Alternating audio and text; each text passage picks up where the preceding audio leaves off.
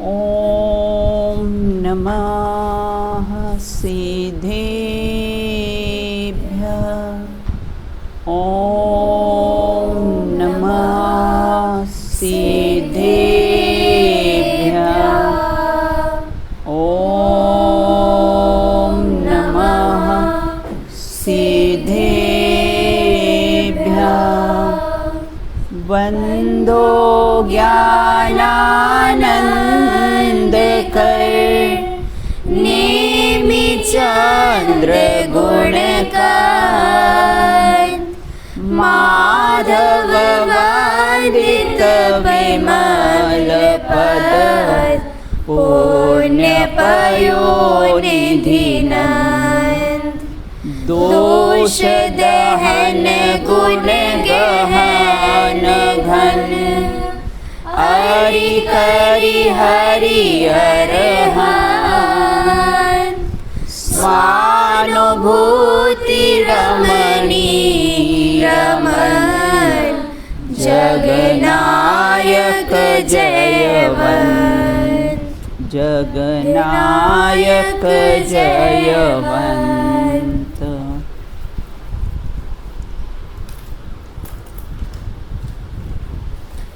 आज हम यहाँ पर प्रारंभ करेंगे करणान योग के कुछ महत्वपूर्ण प्रश्नों पर, और फिर जो करणान योग से जो संबंधित कुछ महत्वपूर्ण शब्द है उनका परिचय हम कैसा है इन 111 प्रश्नों के माध्यम से हम इसको समझेंगे। बिल्कुल विगत कई वर्षों से यह आत्मार्थी ट्रस्ट में आत्मार्थी बालिकाओं के द्वारा और मतलब उनको पढ़ाया गया था, तो 111 प्रश्नोत्तर से करणान योग संबंधी प्रश्नोत्तर पढ़ाने का सौभाग्य मुझे प्राप्त हुआ है।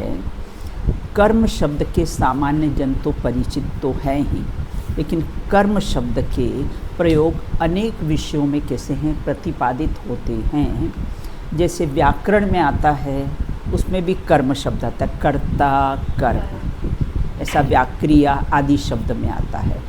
जैसे सीता ने राम को समझाया, क्या समझाया सीता ने कि लोकोपवाद के कारण आपने मुझे छोड़ा तो छोड़ा, लेकिन धर्म को आप मत छोड़ना ना।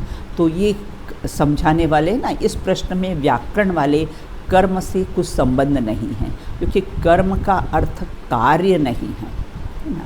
अब समय सार में कर्ता कर्म अधिकार है, उसमें भी कर्म शब्द आया है, तो उसमें मैं द्रव्य कर्ता और द्रव्य का परिणमन होता है वह कर्म।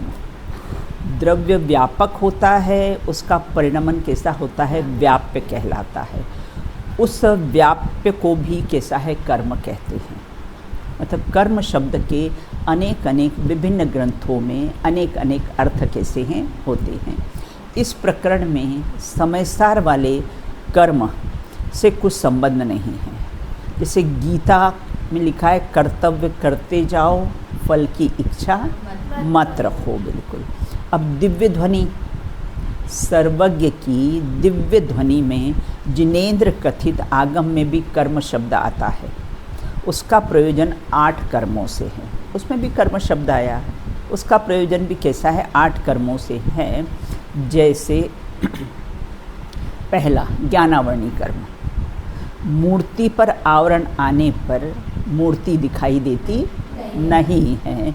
उसी प्रकार से कैसे हैं ये 8 कर्मों के आवरण के कारण स्वभाव की शक्ति की अभिव्यक्ति नहीं होती। कोई कर्टन आ जाए सामने तो दिखाई नहीं देता, और हम फौरन कहने लगते हटो हटो, दिखाई नहीं दे रहा है, तो आवरण आ गया है उस पर। जिस प्रकार मंदिर जी में मूर्ति पर पर्दा डाल दिया जाता है, लेकिन ये बताइए कि वो पर्दा डाला है तो मूर्ति में क्या कमी आई है? कुछ कमी आई है? नहीं। मूर्ति तो जो कि जो वीतरागी है बिल्कुल। लेकिन प्रश्न ये उठता है कि हम कहाँ से खड़े होकर उसको देख रहे हैं। हम इस साइड से खड़े होकर देखेंगे तो हमें आवरण दिखेगा, हम इस साइड से देखेंगे तो निरावरण रहेगी, वो आवरण रहित कैसी है रहेगी, लेकिन उसकी वीतरागता वो परिपूर्ण है, उसमें कोई कमी आती नहीं। उसी प्रकार कर्म के आवरण आने पर ज्ञानन स्वभाव में कोई कमी नहीं आती। कितना भी कर्म का उदय आ जाए, कितना भी कर्म का आवरण आ जाए, मेरे में कोई कमी आने वाली नहीं है। मैं तो जो का त्यों कैसा हूँ, भरपूर तत्व हूँ। और ये कारमाण वर्गणाएँ कितनी भी ठसाठस भरी हो यहाँ पर, लेकिन मुझे बंधन में डालने में कैसी है, समर्थ नहीं है। वो बंधती भी किससे है, 9 कर्म से। उदय भी बेटा किस में आता है, 9 कर्म में। मेरे से न तो बंधती है, मेरे से न तो उसमें उदय आता है। जो कुछ भी उदय आता है ये शरीर में ही आता है। शरीर का सुंदर मिलना, नहीं सुंदर मिलना, सुस्वर नाम कर्म का उदय, दुस्वर नाम कर्म का उदय, है ना। तो इस प्रकार से यहाँ कहते हैं, देखो जिस प्रकार से मैं हमेशा उदाहरण देती हूँ ना, कि शादी में गांठ बनती है, लड़के लड़की जब शादी होती है तो लड़के का दुपट्टा और लड़की का पल्लू दोनों की गांठ बन जाती है ना। लेकिन मानते क्या है, अब हम बंध गए हैं। वो गांठ किसकी बंधी है, कपड़े से गांठ बंधी है। और ये भला आदमी अज्ञानता के वश क्या मानता है, अब तो हम बंध गए, अब हमारा जन्म जन्म का साथ है। बिल्कुल अज्ञानता के वश इस प्रकार से कैसी है, चेष्टा करता है, साथ जिएंगे साथ मरेंगे। अरे कदाचित साथ जी भी लोगे और एक्सीडेंट में साथ मर भी जाओगे, चलो लेकिन अपने अपने परिणामों के अनुसार कैसा है, गतियों में गमन होगा ना। सीता जी स्वर्ग में गई, रामचंद्र जी मोक्ष में गए, रावण श्री कृष्ण सब नरक में गए। बताओ, है ना। अपने अपने परिणाम के अनुसार कैसी है, गतियों में गमन होता है। बिल्कुल। तो इस प्रकार से यहाँ ये कहते हैं। तो ये करणान योग जो प्रश्न है, तो मतलब जिस कार्य का फल तत्काल आकुलता हो और बाद में भी आकुलता हो, उसे कहते हैं कर्म। कुछ डेफिनेशंस में बोलती जाऊंगी, है ना, जो आपको बुक में नहीं मिलेगी। ये मेरा मौलिक चिंतन है, तो आप उसको कैसा है नोट भी करते जाइए। नमी आपकी कॉपी कहाँ है, ओके। तो जिस कार्य का फल तत्काल आकुलता है और बाद में भी आकुलता ही है, उसे कर्म कहते हैं। जिस कार्य का फल तत्काल में आकुलता हो और जिसका फल भी कैसा आकुलता, मतलब दुख, तो दुखमय हो, तो उसे क्या कहते हैं, कर्म कहते हैं। और जिस कार्य का फल तत्काल निराकुलता हो,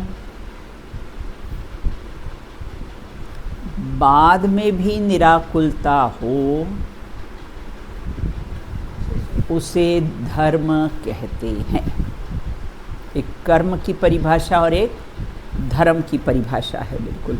अब यहाँ ये कहते हैं कि देखो, करणान योग शब्द है ना, करणान योग शब्द है, तो करणान योग शब्द में जो करण शब्द है उसके देखो बेटा कई अर्थ होते हैं। करणानुयोग, इसमें जो करण शब्द है उसके कई अर्थ होते हैं। जैसे तुलसी शब्द है ना, तुलसी पेड़ का नाम भी तुलसी होता है, कोई व्यक्ति विशेष का नाम भी कैसा है, तुलसी होता है। सीरियल का नाम भी तुलसी तेरे आंगन की, ना, इस प्रकार भी होता है। तुलसी चाय भी होती है, चाय का नाम भी कैसा है, तुलसी रख देता है। उसी प्रकार करण शब्द के भी कैसे हैं, कई अर्थ होते हैं। करण शब्द देखो, पहला अर्थ, करण का अर्थ गणित होता है। करण का अर्थ इंद्रियां भी होता है। नेक्स्ट गोष्ठी होगी ना, अपन इसी पे ले लेंगे, है ना। हाँ। तो करण का अर्थ कैसा, इंद्रियां भी होता है। समय सार की आत्मख्याति टीका के परिशिष्ट में भी आचार्य अमृतचंद देव ने, है ना, 47 शक्तियों में करण शक्ति भी ली है ना। और करण का अर्थ साधन भी होता है। जीव के परिणामों को भी करण कहते हैं, अधकरण आदि। सठ कारक में भी करण आया है, जिसका अर्थ कैसा होता है, साधन। कुंती के पुत्र का नाम भी करण था। और करण शब्द के 10 करण प्रकरण में भी कर्म प्रकृतियों की विशिष्ट अवस्थाएं होती है। इस प्रकार से करण शब्द के कैसे हैं, कई अर्थ होते हैं। लास्ट में क्या बोला था? लास्ट में मैंने बोला था करण शब्द में 10 करण, 10 करण है ना, 10 करण प्रकरण में भी कर्म प्रकृतियों की विशिष्टता। कुंती के पुत्र का एक नाम करण था, ये भी मैंने बोला था बेटा, है ना, ठीक है। और करण शब्द के 10 करण, 10 करण होते ना, उत्कर्षण, अपकर्षण, बंध, सत्ता, उदय आदि। 10 करण में भी कैसा है, ये करण शब्द का कैसा है अर्थ आता है। करण लब्धि भी होती है। हाँ, बहुत बढ़िया। देखो करण कैसी होती है, लब्धि भी होती है, उसको करण लब्धि भी कैसा है कहती है, बिल्कुल, है ना। अब देखो, अब अपना इसमें पहला प्रश्न है ना। पहला प्रश्न कौन सा है इसमें, हाँ, कर्म किसे कहते हैं, बिल्कुल।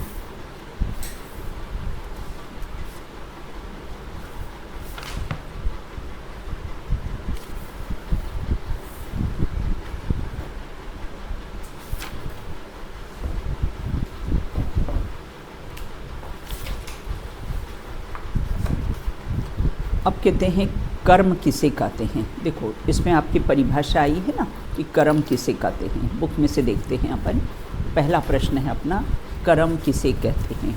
कर्म किसे कहते हैं, जीव के मोह राग द्वेष रूप परिणामों के निमित्त से स्वयं परिणमित कार्माण वर्गणाएँ पुद्गल की विशिष्ट अवस्था को कर्म कहते हैं। ये तो बेटा है ना, आगम की कैसी है परिभाषा आई है, बिल्कुल, हाँ, कि आगम में कर्म की परिभाषा कैसी है, क्या बताई है, बिल्कुल। तो यहाँ ये कहते हैं, देखो, जीव के मोह राग द्वेष आदि के परिणामों का निमित्त पाकर, जीव के मोह राग द्वेष के परिणाम निरंतर जीव क्या करता है, मोह राग द्वेष आदि के कैसे हैं परिणाम करता है, बिल्कुल।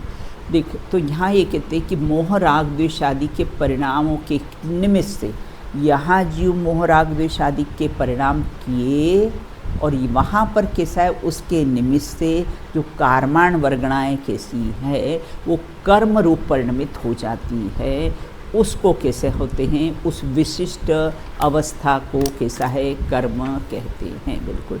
देखो यहाँ हमने मोह राग द्वेष किए, ये जीव की परिणति है। मोह राग द्वेष कौन करता है, जीव करता है, ये जीव की परिणति है। तो मोह राग द्वेष आदि, और ये कार्माण वर्गणाएँ है ना, ये रॉ मटेरियल है ना, ये कार्माण वर्गणाएँ ठसाठस भरी हुई है, और वह जीव के परिणाम का निमित्त पाकर कर्म रूप परिणमित हो जाती है। वो विशिष्ट अवस्था को क्या कहते हैं, कर्म कहते हैं। स्वयं कोई कार्माण वर्गणाएँ कर्म रूप परिणमित होती, उसका स्वतंत्र परिणामन है। यहाँ जीव मोह राग द्वेष आदि करता है, उसका स्वतंत्र परिणाम है, लेकिन दोनों का काल एक हो जाता है बेटा, है ना, समय एक हो जाता है। तो कहते हैं कि कैसे मोह राग द्वेष आदि के उदय के कारण जीव ने कर्म का बंध किया, ऐसा कहा जाता है, बिल्कुल, है ना। देखो दो बातें आई है ना, देखो कार्य ना, कार्य को कारण उपचार, कार्य में कारण का उपचार करने से जीव के मोह राग द्वेष आदि को परिणाम से, है ना, परिणामों को व्यवहार से भाव कर्म कहा जाता है। कार्य और कारण, कार्य क्या हुआ, वो कार्माण वर्गणाओं का जो कर्म रूप परिणमित होना, ये तो क्या हुआ, कार्य हुआ। और कारण कौन हुआ, वो जीव के मोह राग द्वेष आदि के परिणाम। जैसे है ना, सनफ्लावर खिला, जो खिला उसने अपना डायरेक्शन चेंज किया, ये तो उसका कार्य हुआ। लेकिन सूर्य का उदित होना ये कैसा, उसमें कारण है ना। सूर्य का उदित होना वह कारण है, और यहाँ पर वो सनफ्लावर का डायरेक्शन चेंज करके सूर्य की तरफ उसका मुख हो जाना, वह उसका कैसा है, कार्य हुआ है, बिल्कुल। तो यहाँ पर मोह राग द्वेष आदि का परिणाम का कैसा है, निमित्त पाकर, है ना। ये मोह राग द्वेष आदि के निमित्त पाकर कैसी होती है, कारमाण वर्गणाएँ कैसी है, कर्म रूप कैसी है, परिणमित हो जाती। ये विशिष्ट अवस्था इसमें शब्द आया ना बेटा, डेफिनेशन में क्या शब्द आया है, विशिष्ट अवस्था है। तो पुद्गल कर्म रूप परिणमित होना, पुद्गलों का कर्म रूप परिणमित होना, यह क्या है, उसकी विशिष्ट अवस्था है। जो पुद्गल कर्म है ना, उसको ये कारमाण वर्गणाएँ हैं। जैसे बेटा आटा रखा हुआ है, अब उसका रोटी रूप परिणमन हुआ, उसका रोटी रूप परिणमन हुआ ना, ये उसकी विशिष्ट अवस्था है। ऐसे कारमाण वर्गणाएँ या ठसाठस भरी है, जीव के परिणामों का निमित्त पाकर वो जो कर्म रूप परिणमित हो जाती है, उस विशिष्ट अवस्था को यहाँ पर क्या कहते हैं, कर्म कहते हैं। समझ में आया कि कर्म किसे कहते हैं? दो बातें आई बेटा, एक कारण और एक कार्य, दो बातें इसमें आई है बिल्कुल। तो कार्य क्या हुआ, वो कारमाण वर्गणाओं का कर्म रूप परिणमित होना कार्य हुआ। और कारण क्या हुआ, बोले जीव के मोह राग द्वेष आदि के परिणाम। ऐसे जीव के मोह राग द्वेष आदि के परिणाम है ना। तो पुद्गल कर्म रूप परिणमित होना वह विशिष्ट अवस्था है। पत्थर का मूर्ति रूप परिणमित होना वह कैसा है, विशिष्ट अवस्था। एक पत्थर है बेटा, है ना, अब वो मूर्ति बन गई, तो उसका मूर्ति रूप परिणमन होना यह कैसी, उसकी विशिष्ट अवस्थाएं हैं। उसी प्रकार वर्गणाओं का ना, कारमाण वर्गणाएं भरी हुई है ना, उसका कर्म रूप परिणमन होना, वो आटे का रोटी रूप परिणमन होना, वह उसकी विशिष्ट अवस्था है। जैसे कारमाण वर्गणाओं का कर्म रूप परिणमित होना, यह उसकी कैसी है, विशिष्ट अवस्था है। जीव और कर्म में कारण कार्य संबंध किस प्रकार से है? कारण जीव का मोह राग द्वेष आदि का परिणमन होना, ये तो कैसा है, कारण हुआ। और कार्य क्या हुआ, कार्य क्या हुआ, हाँ, वो कारमाण वर्गणाओं का पुद्गल कर्म रूप परिणमित होना, वो कैसा हुआ, कार्य हुआ। समझ में आया? कर्म किसे कहते हैं, जिसमें कारण और कैसा है, कार्य। तो कारण कौन हुआ, मोह राग द्वेष आदि के परिणाम। और कार्य क्या हुआ, वो कारमाण वर्गणाओं का जो कर्म है रूप परिणमित होना, वह उसका कैसा है, कार्य है। ऐसे कार्य में कारण का उपचार करने से जीव के मोह राग द्वेष आदि परिणामों को भी व्यवहार से भाव कर्म कहा जाता है। बिल्कुल। अब इसमें सिद्धांत क्या आया, सिद्धांत है कि जीव के मोह राग द्वेष आदि कौन सी है, जीव विपाकी प्रकृति। मोह राग द्वेष आदि किसमें होते हैं नमी, जीव में होते, इसको क्या बोलेंगे, जीव विपाकी प्रकृति। और वो कारमाण वर्गणाओं का कर्म रूप परिणमित होना, वो कौन सी, पुद्गल विपाकी प्रकृति, वो पुद्गल का परिणमन है। दोनों का परिणमन में काल सम है, इसके कारण कैसा है, कह देते हैं कि मोह राग द्वेष आदि के कारण कैसे हैं, कर्म बंधते हैं। उपचार से ऐसा कथन आता है, लेकिन दोनों की कैसी है, स्वतंत्र क्रिया होती है। बिल्कुल। अब यहाँ ये कहते हैं कि 9वां गुणस्थान अनिवृत्तिकरण में वेद कषाय का उदय होता है, तो फिर कारमाण वर्गणाएँ कर्म रूप परिणमित क्यों नहीं होती है ना। 9वां गुणस्थान है ना, कौन सा गुणस्थान, 9वें गुणस्थान का नाम क्या है, अनिवृत्तिकरण, बिल्कुल, है ना। तो उसमें वेद कषाय होती है, फिर भी कारमाण वर्गणाएँ कर्म रूप परिणमित क्यों नहीं होती है ना, क्योंकि बुद्धिपूर्वक कोई कषाय नहीं होती। जानते हो बेटा, 6वें गुणस्थान तक सारा कार्य बुद्धिपूर्वक होता है। 7वें गुणस्थान में जो शुद्धोपयोग दशा होती है, उसमें कोई भी कार्य बुद्धिपूर्वक होता नहीं है, सब ऑटोमेटिक का बुद्धिपूर्वक कैसा है, चलता रहता है। बिल्कुल। 7वां गुणस्थान हुआ, फिर श्रेणी मांडी, फिर अनिवृत्तिकरण हुआ, फिर सूक्ष्म सांप्राय कषायों का अंत होना, सब ऑटोमेटिक कैसी है, क्रियाएं होती। जैसे आजकल सब ऑटोमेटिक हो गया ना, सब ऑटोमेटिक ही मैसेज आ जाते हैं, ऑटोमेटिक ही सब होता है, सब सारा ऑटोमेटिक है। और आत्मा तो स्वभाव से ऑटोमेटिक है ना, उसको ज्ञान दर्शन रूप परिणमन होने में किसी की आवश्यकता नहीं, ऑटोमेटिक है ना। उसको आत्मा को सुख स्वभावी रहने में किसी की आवश्यकता नहीं, ऑटोमेटिक है, तो सुख स्वभावी भी होता है। बुद्धिपूर्वक और अबुद्धिपूर्वक का क्या अर्थ होता है? बुद्धिपूर्वक अबुद्धिपूर्वक का अर्थ 3 प्रकार से किया जाता है। जहाँ जो विवक्षा हो वहाँ अर्थ लगा लेना चाहिए। देखो, एक श्रद्धा परक, बुद्धिपूर्वक, है ना। अब आप लोग 11th क्लास में हो गए हो, अब तुम्हारा स्टैंडर्ड थोड़ा बढ़ गया है ना, तो थोड़ा उपयोग को सूक्ष्म करना है। और जो बातें अभी नहीं सुनी है ना, वो नवीन नवीन बातें आपको कैसा है, क्योंकि जो आपने सीख लिया उसको क्या सीखना, अब ऐसा नवीन नवीन कोई सीखना चाहिए ना। तो यहाँ प्रश्न है कि बुद्धिपूर्वक, और बहुत सारे बेटा है ना आगम में शब्द आते, बुद्धिपूर्वक ऐसा किया, ये अबुद्धिपूर्वक हुआ। तो ये बुद्धिपूर्वक और अबुद्धिपूर्वक का क्या अर्थ है? तो बोले बुद्धिपूर्वक 3 प्रकार से इसका अर्थ किया जाता है। जहाँ जो विवक्षा हो वहाँ अर्थ लगा लेना चाहिए। एक श्रद्धापरक, जो परिणाम हम करना चाहते हैं वह बुद्धिपूर्वक, और जो हम करना नहीं चाहते हैं वह अबुद्धिपूर्वक। जो हम करना चाहते हैं, है ना, जो परिणाम हम करना चाहते हैं वो बुद्धिपूर्वक, और जो करना नहीं चाहते हैं वो कैसा है, अबुद्धिपूर्वक है। बिल्कुल एक अर्थ है। जैसे अष्टमी चौदस को हम कैसे बाहर नहीं जाएंगे, हमने नियम ले लिया है कि हम अष्टमी चौदस को ट्रस्ट के बाहर नहीं जाएंगे। बिल्कुल, ये तो हमने बुद्धिपूर्वक बेटा नियम लिया है। बिल्कुल, और अचानक क्या हुआ, कोई नज़दीक के रिश्तेदार का देह परिवर्तन हो गया। अब कैसा है, हमको कैसा है, अब हम जाना तो नहीं चाहते हैं, बुद्धिपूर्वक तो जाना नहीं चाहते हैं, लेकिन जाना पड़ता है, ये अबुद्धिपूर्वक का परिणाम हुआ। बिल्कुल, अभिप्राय में जिसको उपादेय मानना वह बुद्धिपूर्वक, और जिसको उपादेय नहीं मानना वह कैसा है, अबुद्धिपूर्वक। ये श्रद्धा परक अर्थ हुआ। एक ज्ञान परक अर्थ होता है बुद्धि और अबुद्धिपूर्वक का।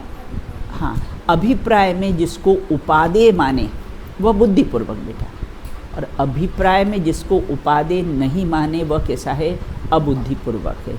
आपको यहाँ से जो नोटबुक दी जाती, अब आप एक कॉपी कर्णान योग की अलग से बना लेना, वहाँ लिखना कर्णान योग के प्रश्नोत्तर, है ना। तो वो कैसा हमेशा बेटा आपके साथ कैसा है, ये कॉपी रहेगी। बिल्कुल।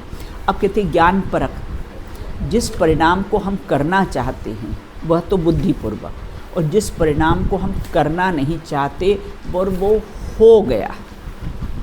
श्रद्धा परक में तो हमको नहीं चाहते फिर भी हमको करना पड़ा, और ज्ञान परक में वह परिणाम कैसा जिसको हम करना नहीं चाहते हैं बुद्धिपूर्वक, और जिस परिणाम को हम करना नहीं चाहते वह हो गया और हमारे ज्ञान में भी आ गया कि हम इसको करना नहीं चाहते, वो अबुद्धिपूर्वक।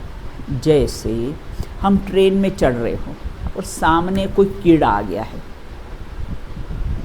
ना, हम उसे मारना नहीं चाहते हैं, बिल्कुल, है ना, लेकिन अचानक पीछे से धक्का आया और हमारा पाँव कैसा है, रखा गया उस पर, बिल्कुल, है ना। तो इस प्रकार वो कीड़ा कैसा है, मर गया वो। तो हमारे ज्ञान में भी आ गया कि कीड़ा मर गया है, यह कैसा है, अबुद्धिपूर्वक। ये ज्ञान परक अबुद्धिपूर्वक। अब दोनों में अंतर क्या रहा, है ना, कि श्रद्धा परक में तो करना नहीं चाहता फिर भी करना पड़ा, है ना, जाना नहीं चाहते थे ट्रस्ट के बाहर फिर भी जाना पड़ा, बिल्कुल, है ना। और ज्ञान परक में करना नहीं चाहते थे और हो गया। ये दोनों में कैसा है, अंतर रहा। श्रद्धा परक और ज्ञान परक में कैसा है, अंतर रहा। अब तीसरा, जो परिणाम हम करना नहीं चाहते हैं और बुद्धिपूर्वक और वही परिणाम हो गए, अभी तो हम करना नहीं चाहते फिर भी हो गए और हमारे ज्ञान में भी नहीं आए, और वह अबुद्धिपूर्वक। जैसे हमें शुगर हो गई है और हम नहीं जानते ना, लेकिन जब डॉक्टर के पास गए, टेस्ट हमने करवाया तो मालूम पड़ा कि शुगर हो गई है, हमें मालूम नहीं था, वो अबुद्धिपूर्वक। और ऐसे बहुत से परिणाम हैं कि हमारे पकड़ में नहीं आते हैं, केवल ज्ञान गम्य हैं, वह कैसा है, अबुद्धिपूर्वक है। जैसे मुनिराज को मैथुन संज्ञा 9वें गुणस्थान तक रहती है,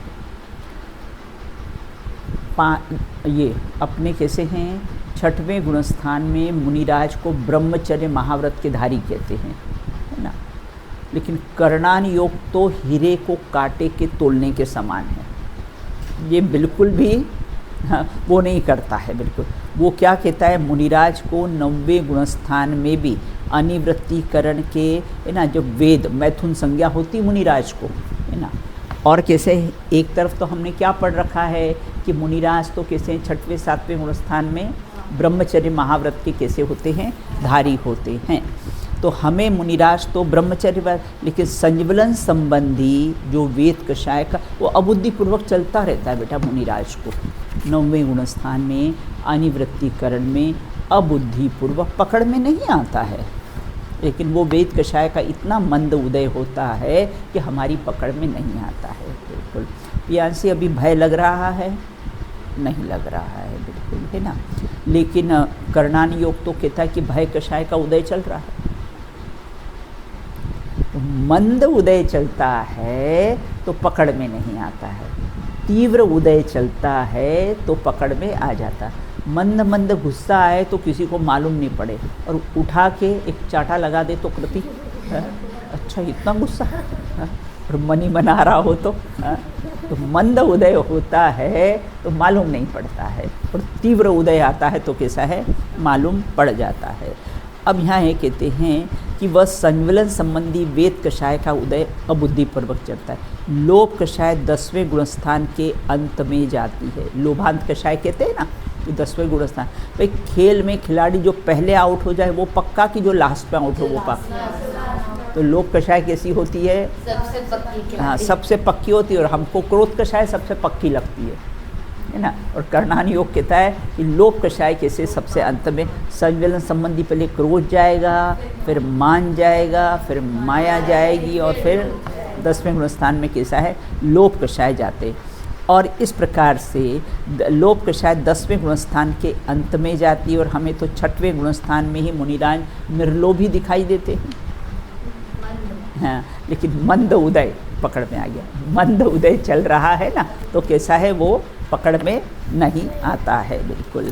अब यहाँ ये कहते हैं द्रव्यान योग 4थे गुणस्थान में जिनेंद्र भगवान का लघुनंदन कह देता है, और कर्णान योग के अनुसार देखो तो 14वें गुणस्थान में असिद्धत्व औदायिक भाव, 21 प्रकार के औदायिक भाव होते हैं ना, उसमें असिद्धत्व नाम का किस्सा है, औदायिक भाव रहता है। तो वहाँ पर कर्णान योग कहता है कि 14वें गुणस्थान में भी असिद्धत्व बना है ना। और द्रव्यान योग तो कहते हैं सिद्ध समान सदा पद में रहो, हम अभी सिद्ध है।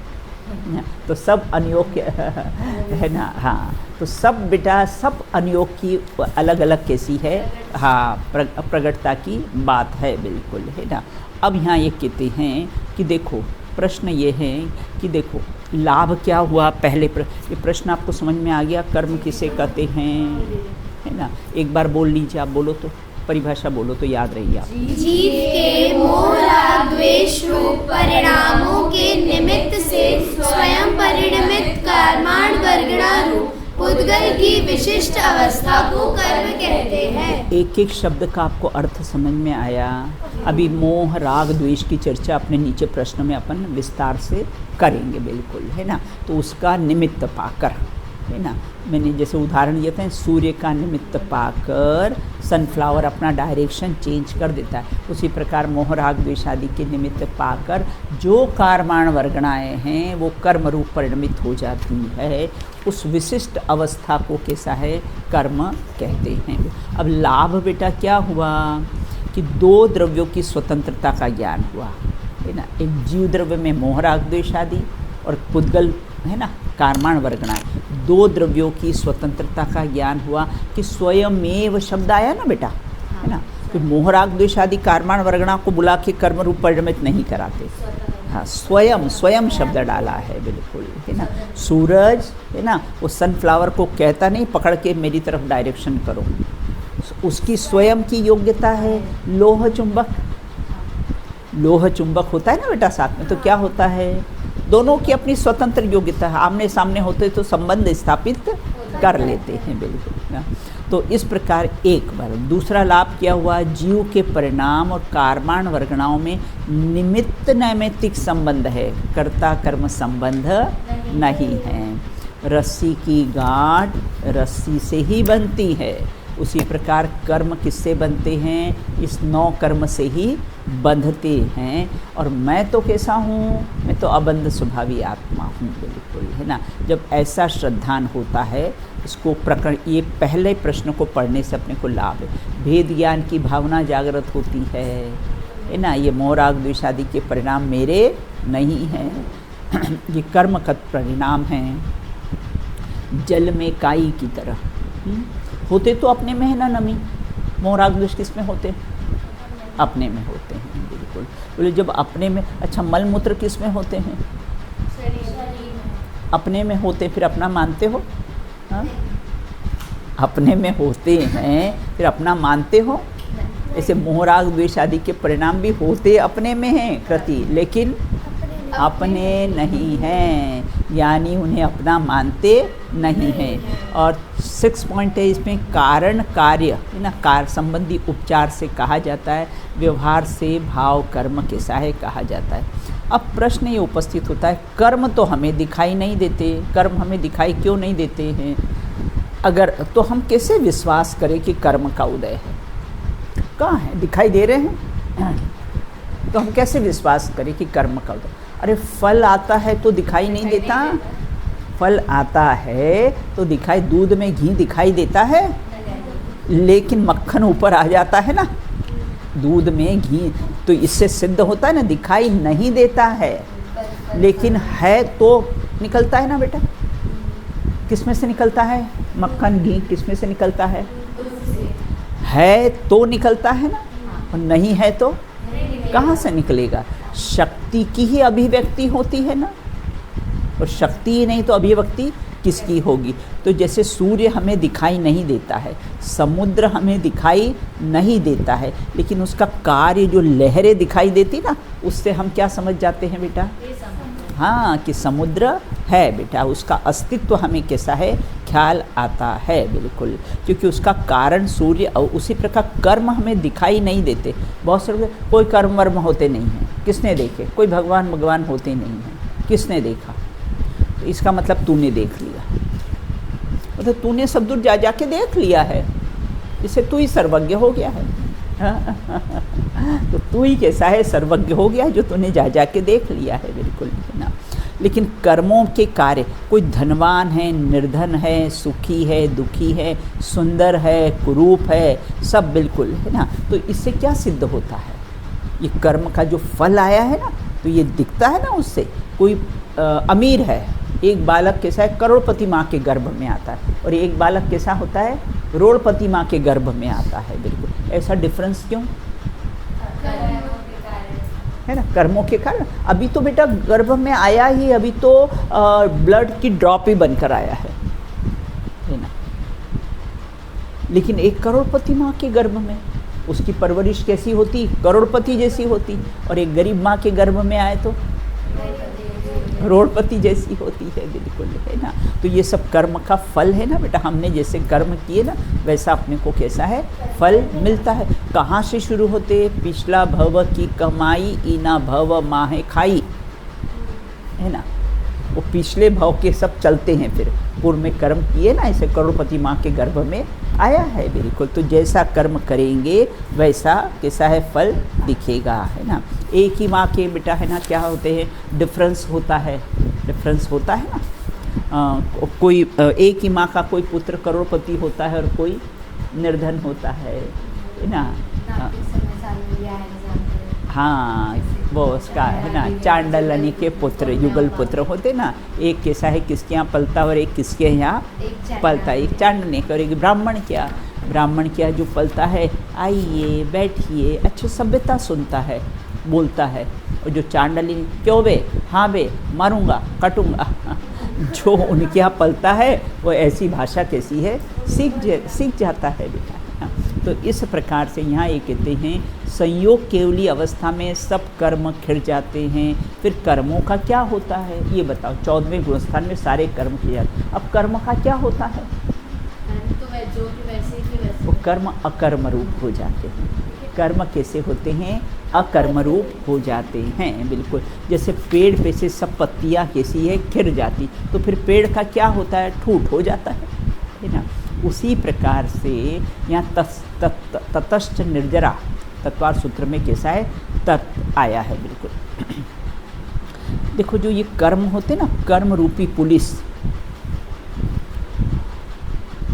देखो जो सर्प की शरीर की पुरानी केशली, शरीर, सर्प होता है ना, उसमें वो काचली बोलते, अपन बोलते ना काचली बोलते ना, तो क्या होता है वो सब उतर जाती है ना। उसी प्रकार कर्म अपना कार्य करते हैं और सब खिर जाते हैं, अलग हो जाते, शुभाशुभ का फल देते हैं और फिर सब कैसे हैं, खिर जाते हैं और झड़ जाते हैं। देखो कर्म रूपी पुलिस बहुत ईमानदार है।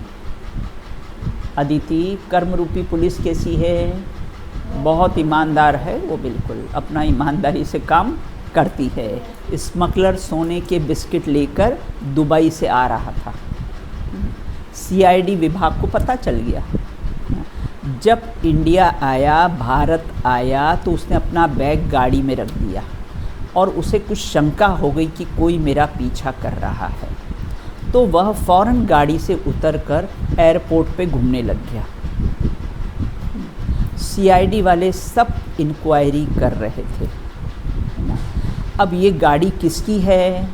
जिसकी थी उससे भी पूछ लिया, उसने बोला मेरी नहीं है। अगर कह देता कि मेरी है तो क्या होता? पकड़ा जाता, जेल में जाता। हाँ, उसी प्रकार से संसारी प्राणी भी, ये शरीर मेरा है, धन दौलत मेरी है, परिवार कुटुंब मेरा है, से कर्म रूपी पुलिस कैसे पकड़ लेंगे? मेरा कहाँ तो पकड़ लेंगे बिल्कुल। और स्वीकार नहीं किया कि मेरे नहीं हैं, तो नहीं तो फिर 4 गति 84 लाख योनियों की जेल मिलेगी, फिर बिल्कुल उस जेल में कैसा है, रहना पड़ेगा बिल्कुल। तो ज्ञानी कहते शरीर को अपना कहते ज़रूर है लेकिन मानते नहीं हैं बेटा, है ना। फ्रेंड की मम्मी को अपनी मम्मी कहते ज़रूर हैं लेकिन मानते हैं, मानते नहीं हैं। उसी प्रकार से कैसे हैं, शरीर ही मेरा नहीं है तो प्रत्यक्ष दिखने वाले ये जड़ कर्म पदार्थ मेरे कैसे हो सकते हैं, बिल्कुल, है ना। कर्मों का और आत्मा का किस कारण से संबंध है? किस कारण से कर्म और आत्मा बंधे हुए? बोले अनादि संबंध है, कोई कारण नहीं, अकारण, है ना।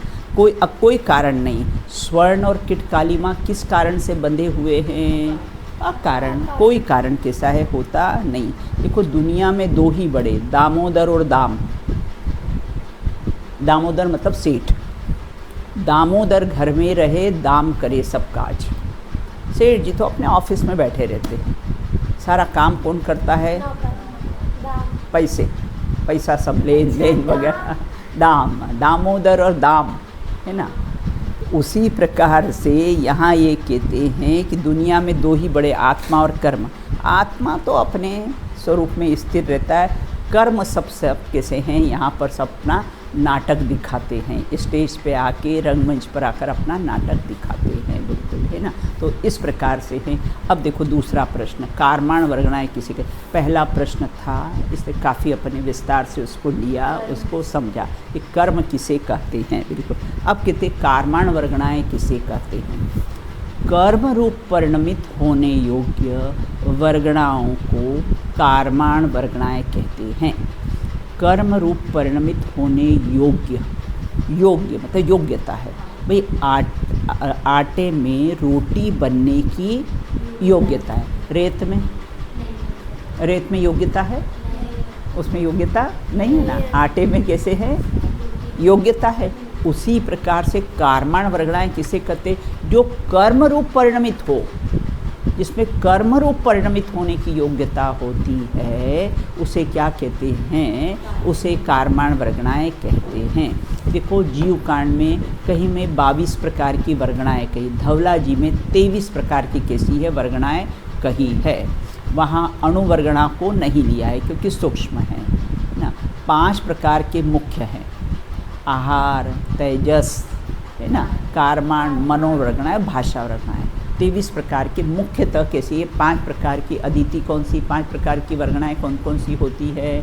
आपने पढ़ लिया होगा ना। आहार, तेजस, कार्माण, मनोवर्गणा और भाषा। भाषा वर्गणाएँ क्या करती है? ये शब्द रूप परिणमन का कार्य करती है, बिल्कुल। अब किसी ने हमारा अपमान कर दिया ना, आशी अपना, किसी ने आज आशी 1 नहीं आई, अच्छा, तो किसी ने हमारा कैसा है, अपमान कर दिया है, बिल्कुल। तो हम क्या विचार, हमने ये पढ़ा तो अब इसका प्रैक्टिकल प्रयोग कैसे? हम भाषा वर्गणा कितनी बार पढ़ी लेकिन प्रयोग कितनी बार किया? धर्म परिभाषा नहीं प्रयोगात्मक है। बिल्कुल। तो कितनी बार प्रयोग किया, किसी ने हमारा अपमान कर दिया, किसी ने हमें अपशब्द बोल दिए, उस समय ये हमने विचार किया कि ये जो शब्द बोले हैं इसका कर्ता भाषा वर्गणा है, कृति नहीं है। ऐसा कभी विचार किया है ना? हमको तो जिसने जो शब्द बोले हैं ना, क्यों बोले, क्या करे, क्या नहीं करा, बिल्कुल है ना, किस प्रकार से बोलते हैं, बिल्कुल। तो हम कैसे हैं, ये वर्गणाएं पढ़ते हैं, लेकिन कैसा है उसका प्रैक्टिकल तो प्रयोग करें। धर्म पढ़ा और प्रैक्टिकल प्रयोग तो हमने नहीं किया है, बिल्कुल। तो ये जो शब्द बोले हैं इसका कर्ता कौन है, वो व्यक्ति विशेष नहीं। ये जो शब्द बोले हैं उसका कर्ता कैसा है, भाषा वर्गणा है। अब सामने वाले पर क्रोध आएगा प्रियांशी? नहीं आएगा ना। तो इस प्रकार से यहाँ ये कहते हैं कि जैसे दूध से हम खीर, रबड़ी, मावा, गुलाब जामुन, कितनी चीज़ें हमने बना ली, बिल्कुल ना। उसी प्रकार ये वर्गणाएं रॉ मटेरियल है। अब उससे भाषा बन जाए, आहार बन जाए, मन बन जाए, है ना, और कैसे तेजस शरीर बन जाए, है ना। तो ये सब कैसे रॉ मटेरियल है, बिल्कुल। जैसे हमने एक पॉट में आइसक्रीम जमाया, अब उस आइसक्रीम पॉट में सब कैसे क्यूब तो सब समान है ना, सब कैसे समान होते हैं। उन समान क्यूब का नाम दे दिया हमने, एक नाम दे दिया, क्या दे दिया, आइसक्रीम, है ना। उसी प्रकार से समान सब वर्गणाएँ हैं ना, उसका हमने कैसा है, एक नाम कैसा है, भाषा इत्यादि सबका एक नाम दे दिया हमने, कैसा है, वर्गणाएँ उसका नाम दे दिया है, बिल्कुल, है ना। और किसी वर्गणाएँ जीव के परिणामों का निमित्त पाकर कर्म रूप हो जाती है तो कार्मान वर्गणाएँ, भाषा रूप परिणमित होती है तो भाषा वर्गणा हो जाती है ना। और आहारक शरीर रूप परिणमित होती तो आहार वर्गणा हो जाती है। मन रूप विचार करती है तो मनोवर्गणा हो इस प्रकार से कैसी है, ये वर्गणाएँ होती है, बिल्कुल, है ना। अब यहाँ ये कहते हैं विशेष चाहे कितनी भी कर्म प्रकृतियाँ बंधी हो, लेकिन जीव का स्वभाव सन्मुख दृष्टि हुए बिना कैसे हैं, ये नहीं हो सकती है, बिल्कुल, है ना। कर्म खिरने वाले नहीं हों। वो पंक्तियाँ याद है ना, जिस समय हो आत्मदृष्टि कर्म थर थर कांपते, पूर्व में क्षमा भाव को लख छोड़ खुद ही भागते हैं, छोड़ खुद ही भागते। देखो अंतिम बात के समाप्त करते, कर्म के बही खाते कौन रखता है, यमराज रखता है हिसाब किताब। उसकी डायरी कितनी बड़ी होगी बेटा, हाँ? और अब कितने लोग रोज मरते होंगे, हाँ? फिर है ना, तो कितनी बड़ी उसकी डायरी होगी, कौन मेंटेन करता होगा, हाँ? तो यहाँ तो कोई मेंटेन करने वाला नहीं, ये जीव स्वयं ही कैसा है, अपने कर्म के बही खाते उसके पास स्वयं ही होते। अगर हमने बैंक से लोन लिया हो तो बैंक वाला हमारा नाम, हमारा रूप, फ़ोटो सब लिखते, एड्रेस भी लिखते हैं, बिल्कुल। इतना ही नहीं, हमारी साइन भी करवा लेते हैं कि तुमने इतना कर्जा लिया है ना, करवा ले। उसी प्रकार हमने अनेक भाव से कर्मों का कर्जा लिया है और वह हमारे हस्ताक्षर साइन भी रहते हैं, है ना। तभी तो उदय में आते हैं, साइन नहीं रहते उदय, वो हमारे को जो उदय में क्यों आए बेटा, किसी और के क्यों नहीं आए, है ना। तो साइन रहते ना हमारे वहाँ पर। तो कोई महापुरुष कर्म के कर्जे को इसी भाव में पूरा कर देता है। जैसे पांडव ने में से युधिष्ठिर और अर्जुन ने तो कैसे हैं, इसी भाव में कैसे हैं, पूरे कर दिए थे, इस निर्वाण को प्राप्त हो गए। नकुल, सहदेव आदि ने कर्जा शेष रहने पर कैसे सर्वार्थ सिद्धि गए, फिर वहाँ से यहाँ आए और यहाँ पर कैसा है, कर्जा कैसा है, पूरा किया है, बिल्कुल ना। इस प्रकार से यहाँ ये कहते हैं, देखो एक बार एक नेताजी चुपचाप भाषण में हमेशा कहते थे कि मैं जीत जाऊँगा। क्या कहते थे, हाँ, पॉजिटिव सोच तो होनी ही चाहिए, बिल्कुल, है कि नहीं, कि मैं जीत, तो सबसे पहले गरीबी हटाऊंगा। क्या वादा किया, गरीबी हटाऊंगा। जब जीत गए तो जनता ने कहा कि आप गरीबी हटाने के लिए क्या करोगे, हटाओ, प्रथम आप क्या करोगे। तो ये तो सब ईश्वर की देन है। आप भगवान से कहिए, इसमें हम क्या कर सकते। तो वादा तो तुमने किया था ना, वादा किसने किया था? नेताजी ने किया था ना। अब भगवान के पास गए, बोले गरीबी हटाओ, बोले कर्म जैसा करोगे फल भी वैसा मिलेगा, नीम बोने वालों को आम कैसे मिलेंगे, है ना। देखो एक विस्तृत सोपचय एक शब्द आता है ना। ये शब्द सुना है आपने? विस्तृत सोपचय, विस्तृत सोपचय एक शब्द आता है कर्णान योग में, जो कर्म नौकर्म रूप परिणमन करने की उम्मीदवार है ना। जैसे चुनाव में खड़े होने के लिए उम्मीदवार होते हैं ना बेटा नेता लोग, ऐसे विश्व सोपचय कर्म नौकर्म रूप परिणमन करने के लिए उम्मीदवार की तरह रहते, उसको विस्तृत सोपचय कहते। ये कार्माण वर्गणाएं कर्म रूप होकर जीव के साथ बंधने को तैयार रहती है। ये कैसी होती है? उम्मीदवार, है ना। ये उम्मीदवार है ना। तो ये कैसी है? तैयार रहती है, बिल्कुल जैसे नेता बनने के लिए उम्मीदवार रहते हैं ना। तो इस प्रकार के से दो प्रश्नों पर आज हमने चर्चा की। प्रश्न एक बार फिर से पढ़ लीजिए। कर्म किसे कहते हैं? जीव के मोह राग द्वेष रूपी परिणामों के निमित्त से स्वयं परिणमित कार्माण वर्गणा रूप पुद्गल की विशिष्ट अवस्था को कर्म कहते हैं। कार्माण वर्गणा किसे कहते हैं? कर्म रूप परिणमित होने योग्य वर्गणाओं को कार्माण वर्गणा कहते हैं। समझ गए ना? वर्गणा मतलब रॉ मटेरियल, है ना। वर्गणा मतलब रॉ मटेरियल। आटा मतलब रॉ मटेरियल है। अब उसकी हमने रोटी बनाई, पूड़ी बनाई, चपाती बनाई, कुछ भी बनाई, किसी रूप में भी वो परिणमित हो सकता है। वर्गणा है उसी प्रकार कार्माण वर्गणा है कर्म रूप परिणमित, भाषा वर्गणा है भाषा रूप परिणमित होती। सब अलग अलग वर्गणाओं का कैसा है काम है। इस प्रकार से हमने चर्चा की। शेष चर्चा अपन कैसे हैं बाद में करें।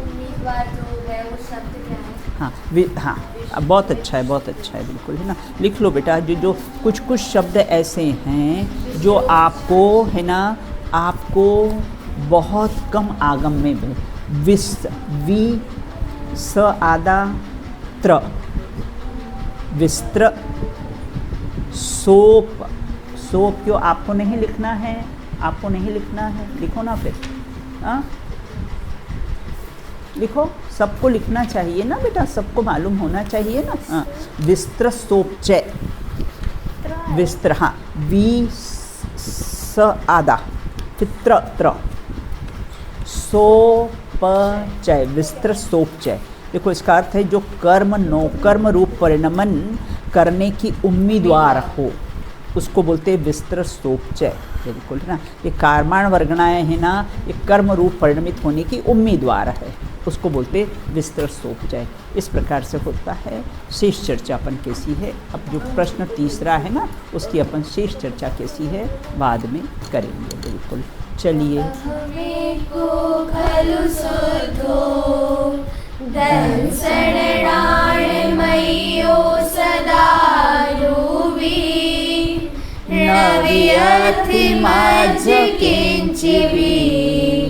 अणडं परमाणु में तंपी